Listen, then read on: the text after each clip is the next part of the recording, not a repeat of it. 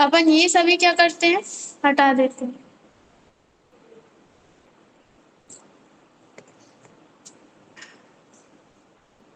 क्योंकि अपन ये बिग अकेला रहने देते हैं, बाकी ये सब हटा देते हैं।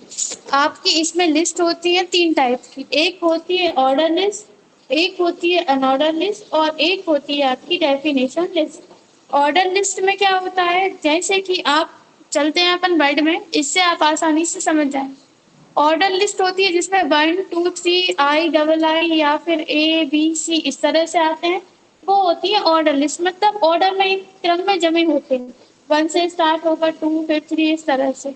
और अनऑर्डर लिस्ट जिसमें बुलेट्स आते हैं, उनको अपन बोलते हैं अनऑर्डर लिस्ट। ठीक है, जिसमें अपन को ये पता नहीं चलता कि पहला कौन सा है। मतलब ऊपर लिखा है तो नॉर्मली समझ जाते हैं, लेकिन फिर भी अगर आपसे कोई बीच में से पूछे तो आपको ये समझ नहीं आता कि कौन से नंबर का। ठीक है, ये होती है आपकी अनऑर्डर लिस्ट। डेफिनेशन लिस्ट वो होती है जैसे कि आपने यहाँ पर कोई हेडिंग लिख दी है, ये आपकी मेन हेडिंग है और इसके बारे में कुछ आपने अलग से लिखा हुआ है, वो कहलाती है डेफिनेशन लिस्ट। ठीक है, अब बस इतना ध्यान रखिए इनमें कि पहली लिस्ट क्या है, ऑर्डर लिस्ट। तो ऑर्डर लिस्ट का जो फर्स्ट लेटर वो क्या है, ओ। ठीक है, तो अपन यहाँ से लिखेंगे सबसे पहले ओ, और लिस्ट का पहला लेटर क्या है, एल। तो अपन यहाँ पर लिखेंगे एल। तो ये हो गई अपनी ऑर्डर लिस्ट स्टार्ट।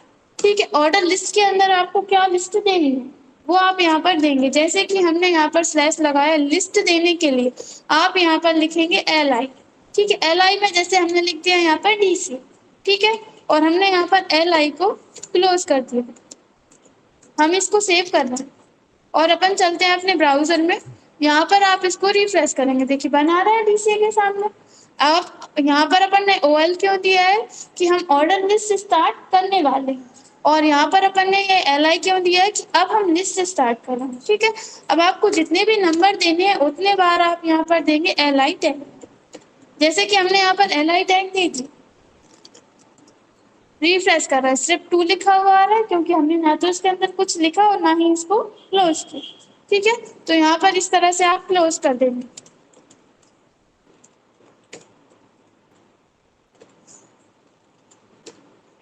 ठीक है, जितनी लिस्ट आपको इसमें देनी है वो आप यहाँ पर दे सकते हैं।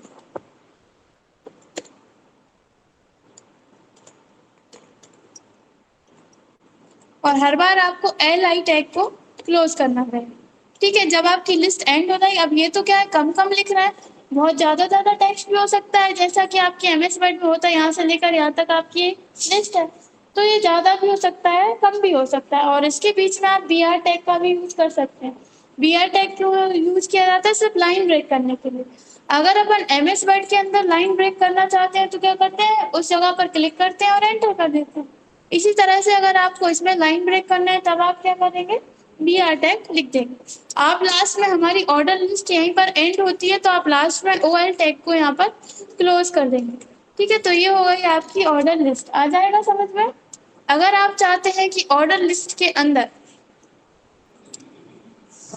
इस तरह से 1 2 3 की जगह पर ए बी सी आना चाहिए या फिर रोमन अंक आना चाहिए, तब आप यहाँ पर क्या करेंगे, ओ एल के अंदर दे देंगे टाइप, इक्वल लगाएंगे और उसमें आप लिख देंगे क्या देना है। अगर आपको कैपिटल में देना है तो कैपिटल में लिख देंगे, स्मॉल में देना है तो स्मॉल में लिख देंगे, और आप यहाँ पर जाकर रिफ्रेश करेंगे तो यहाँ पर ए बी सी आ जाएगा।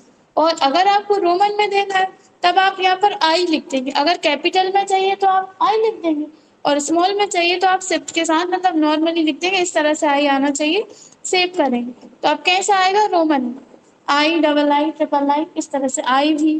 ठीक है, इस तरह से आए। ये हो गई आपकी ऑर्डर्स। और अगर आप टाइप में कुछ भी नहीं लिखेगा, 1 2 3 में आ जाएगा। ठीक है, अगर आपको आ भाषा इनमें भी देना है तब भी आप वहां पर उस तरह से दे देंगे, मतलब फोन चेंज करके आप आ दे देंगे तो वो आ भाषा इस तरह से ले ले। ठीक है, अब आती है आपकी अनऑर्डर लिस्ट। सेम है, बस यहाँ पर क्या है, थोड़ा सा चेंज है। अब आप ओ एल की जगह पर लिखेंगे यू एल। ठीक है, अनऑर्डर लिस्ट। ठीक है, अब यहाँ पर भी आपको लिस्ट देने के लिए एल आई टैग का ही यूज करना है। एल आई आप स्टार्ट करेंगे, इसमें आप क्या देना चाहते हैं बताइए, क्या दें।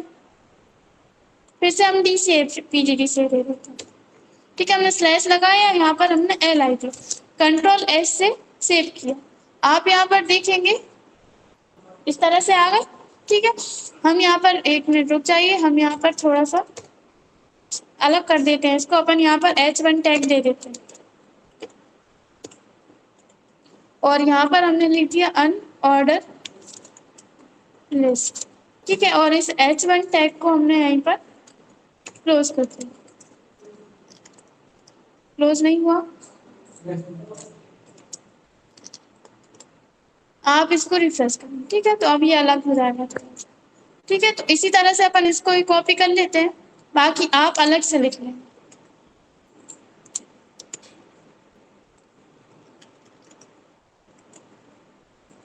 ठीक है, अभी आप देख रहे हैं कि इसमें बुलेट्स आ रहे हैं, मतलब नॉर्मली ये गोल गोल बुलेट्स आ रहे हैं। आप चाहते हैं स्क्वायर आने चाहिए या फिर अलग टाइप के आने चाहिए, सिर्फ आप इसमें 3 ले सकते हैं। तो आप यहाँ पर टाइप दे देंगे, टाइप देखने के बाद इक्वल लगाएंगे। अब आपको मान लीजिए स्क्वायर टाइप में चाहिए, तो आप यहाँ पर लिखेंगे स्क्वायर,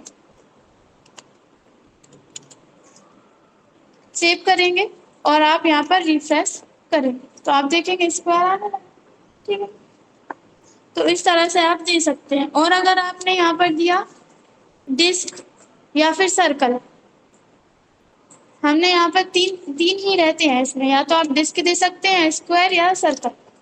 सेव किया और रिफ्रेश, तो डिस्क में आपके जो नॉर्मली आते हैं गोल आते हैं। और अगर आपने यहाँ पर दिया सर्कल,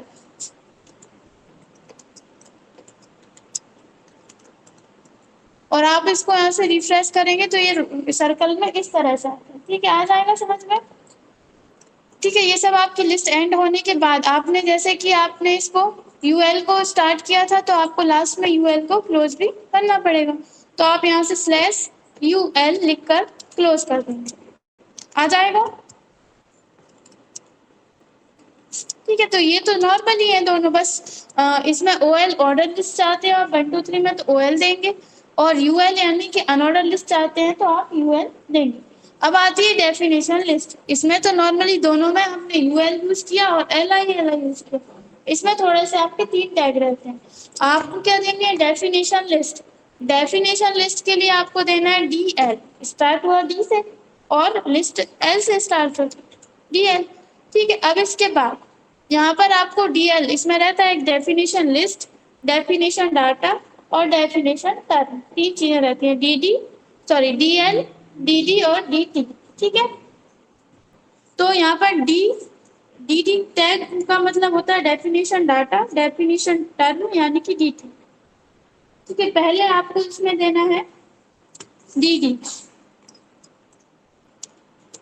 डेफिनेशन डेटा। ठीक है, इसमें आप क्या देना चाहते हैं, जैसे कि हमने यहाँ पर लिखा रोहित शर्मा। ठीक है, हमने यहाँ से स्लैश लगाया और डीडी टैग को क्लोज कर दिया। अब हम इसकी कोई डेफिनेशन देना चाहते हैं नीचे अलग से, तो उसके लिए हम आप यहाँ पर यूज करेंगे डीटी टैग। ठीक है, अब क्या डेफिनेशन देना चाहते हैं वो आप यहाँ पर लिख देंगे।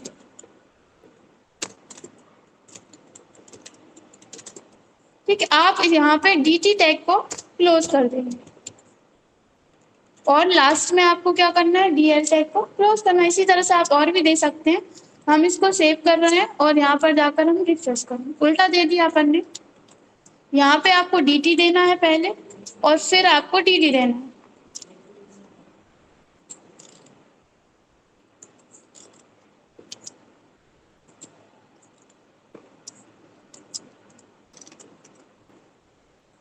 ठीक है, तो ये आपका इस तरह से आएगा। ठीक है, पहले आपको डीटी देना है, फिर डीटी के नीचे आपको डीडी देना है। इसी तरह से आपको और भी देना है तो आप और भी दे सकते हैं, पहले आप डीटी देंगे फिर डीटी देंगे, तो इससे क्या आएगा, आपका ऊपर उसकी जो भी नाम देंगे वो आ जाएगा और नीचे आपने जो भी डेफिनेशन दी होगी वो आपको नीचे आ जाएगा। ठीक है, इस तरह से आप कर सकते हैं, आ जाएगा। लास्ट में जाकर आप डीएल टैग को क्लोज कर देंगे और आगे आपको जो भी लिस्ट बनानी है, जितनी लंबी लिस्ट बनानी है आप उतनी लंबी लिस्ट बना सकते हो, जैसे आप एमएस वर्ड में बना सकते हो, इसी तरह से आप एचटीएमएल में भी बना सकते हो, आ जाएगा। ठीक है, तो हमने आपका लिस्ट तक कंप्लीट करवा दिया। अब नेक्स्ट आता है आपका ग्राफिक्स, इमेजेस वगैरह देना, तो वो आपको नेक्स्ट क्लास में देंगे।